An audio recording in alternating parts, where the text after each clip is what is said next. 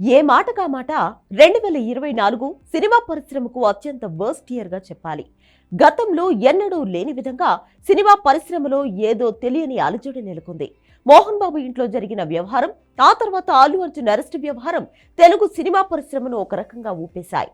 Allu Arjun arrest అయిన తర్వాత నుంచి పరిణామాలు చాలా తీవ్రంగా ఉండడం, రాష్ట్రంలో ప్రభుత్వం కూడా సీరియస్ గా ఉండడం చూసి చాలా మంది 2024 అసలు ఏమాత్రం బాగాలేదంటూ సినిమా పరిశ్రమ ఈ 4 రోజులు సైలెంట్ గా ఉంటే మంచిది అంటూ సలహాలివ్వడం మొదలుపెట్టారు. ఈ రెండూ కూడా ప్రముఖ కుటుంబాల్లో జరగడంతో సామాన్య ప్రజలు కూడా ఈ వ్యవహారాలపై కాస్త ఆసక్తి ప్రదర్శించారు. చిన్న చిన్న విషయాల్లో కూడా తొంగి చూసి మీడియా ఛానల్స్ ఈ వ్యవహారాలపై ఎక్కువగా ఫోకస్ పెట్టాయి. మొన్న మధ్య రాజ్ తరుణ్ అనే నటుడి వ్యవహారం కూడా సినిమా పరిశ్రమలో అత్యంత వివాదంగా మారింది.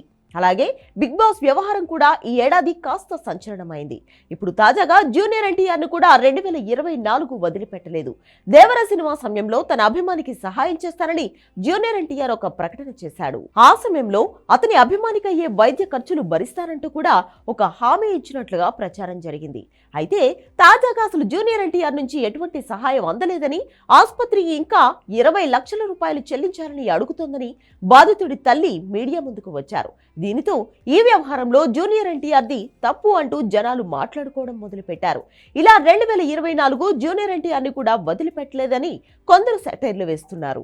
దేవర సినిమా సమయంలో కూడా జూనియర్ ఎన్టీఆర్ బాగానే ఇబ్బందులు పడ్డాడు. ఆ సినిమా సూపర్ హిట్ అయినా ట్రోలింగ్ మాత్రం బాగా ఇబ్బంది పెట్టింది. సినిమా కలెక్షన్లపై కూడా ప్రభావం కొంత పడిందని చెప్పాలి. మెగా ఫ్యామిలీ ఫ్యాన్స్ కొరటాల షోపై ఉన్న కోపంతో ఆ సినిమాను ఎక్కువగా టార్గెట్ చేస్తూ వచ్చారు. దీనితో జూనియర్ ఎన్టీఆర్ తన సినిమా ప్రమోషన్స్ కోసం ఒక్కడే కష్టపడాల్సి వచ్చింది.